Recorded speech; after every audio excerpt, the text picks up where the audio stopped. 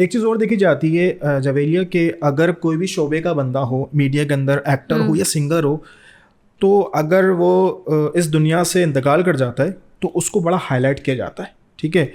अगर उसकी शादी हो या उनके बच्चों की शादी हो तो भी मीडिया के अंदर उसको बड़ा हाईलाइट किया जाता है। नाथखानी के जो लोग हैं उनको प्रमोट नहीं किया जाता, ये आप देखते हो?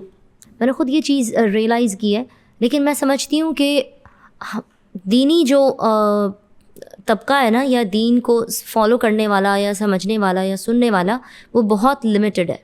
और जो सिंगर्स हो गए या जिनका शोबा फ़न से मतलब जिनका एक्टिंग से या इन चीज़ों से ताल्लुक़ है, उनके पास उनकी रेंज बहुत बड़ी है उनकी ऑडियंस की। उनके यहाँ मुस्लिम, नॉन मुस्लिम, क्रिश्चियन, ये वो, आप हम जैसे नुसरत फ़तेह अली ख़ान साहब को सुनते थे, तो उनके कॉन्सर्ट्स में आप देखें, मैंने अभी थोड़े टाइम पहले कोई पुरानी वीडियो उनकी कवाली की आ रही थी, उसमें गोरे इस कदर उनके कलाम को एंजॉय कर रहे हैं।